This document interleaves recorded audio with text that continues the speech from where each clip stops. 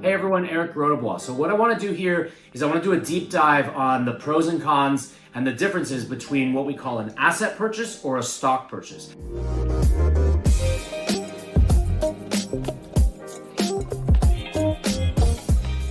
So the context is people are buying and selling a business. And sometimes at our firm we're representing the buyer and sometimes we're representing the seller. Now interestingly, it's a very different approach when you're the attorney, whether you're on the buyer side or the seller side. So on the seller side, a lot of times we'll actually start doing our work months or even maybe a year before they want to sell their business, or maybe they've already made the decision that they want to sell their business and they want to get their ducks in a row. So what we can do is help them clean everything up to make it as presentable as possible. It's kind of like when you're selling your house, you're going to make sure that you clean up all your knickknacks. You're going to have the maid come. You might even have the painter come and give a fresh coat of paint, because what you want to do is you want to show your house in the nicest way possible. So that's what we do when we're on the seller side. When we're on the buyer side, we're actually helping the buyer identify the business that they want to buy. And then what we're going to do is we will then do legal due diligence. Now, oftentimes we'll bring on an accountant to do a financial and accounting due diligence. And on the legal side, we're going to be checking all the contracts. We're going to be looking for liabilities. We're going to be looking for potential lawsuits or known lawsuits. And we're going to be doing a lot of digging. We're going to look at the lease with the landlord. We're going to look at all of the employment agreements. And we're going to be trying to identify problems. Now, one of the important things to remember is when you're doing the due diligence, you're not there to pat the buyer or the seller on the back and tell them that they're going to have a great deal.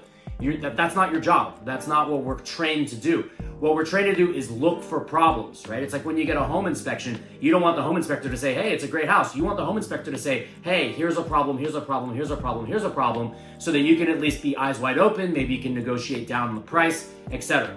So a lot of times when you're the buyer will have in their mind whether they want to buy the entire company, and that is usually done through what's called a stock purchase.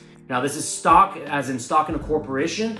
Now, we use the same terminology even when we're talking about an LLC, even though technically LLCs have membership interest or membership units. That's the ownership unit or ownership interest. However, we'll just use the expression stock purchase. And so what really happens is I'm going to buy the stock or the units or the interest from the seller. So when the dust settles, the seller will have nothing other than my money, and the buyer will then have the actual ownership of the entity.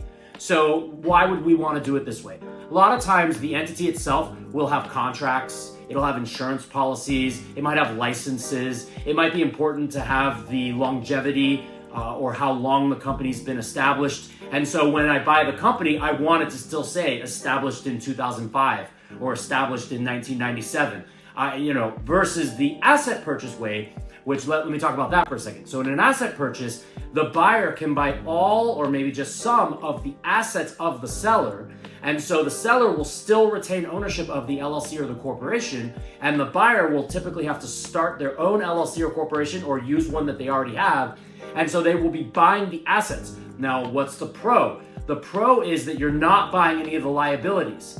And so, for example, if I buy the stock and I'm now the new owner of an existing company that's been around for 20 years, and something happened 2 years ago that maybe I don't even know about, maybe the seller doesn't even know about it, and then we get sued out of the blue after the closing, after I'm the new owner, I then have to deal with this lawsuit that I had nothing to, it's not my fault, I wasn't there, but I now have to deal with it. And so a lot of times the buyer will say, hey, I don't want to deal with the old liabilities. I don't care about the contracts. I don't care about the insurance policies. I'll get new contracts. I'll get new insurance policies. I'll get new licenses.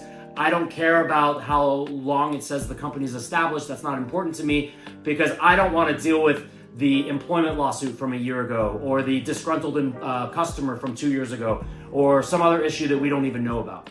Now, there are ways to protect yourself if you're doing a stock purchase. Typically, you're going to have a couple things. You're going to have reps and warranties in the contract, where the seller is going to have to make representations and warranties about what they know or don't know. And if they lie, then we can come back against the seller later on when we find out that they were lying to us. Second, we can have what's called indemnification language. That's where the seller is going to have to step in and help us if we get sued for that lawsuit that happened from a cause of action before we bought the business. Now, the indemnification clause is just a clause in another contract. And so I'm still going to have to deal with that lawsuit, but then I'll have the ability to go after the seller, assuming they haven't disappeared or moved to the jungle or filed for bankruptcy. And so typically we've got the stock purchase or the asset purchase, and these are our two main choices. Sometimes it's not negotiable. The buyer will say, hey, I only want to do this way. Sometimes it is negotiable where because the seller would rather get rid of everything and sell the stock, right? So the buyer says, I want asset. The seller says, I only want stock. And then it's something we're going to have to negotiate. So obviously there's a lot to unpack here and more. I'll do another video about taxes. So if you guys have any questions, leave a comment below and we'll be in touch.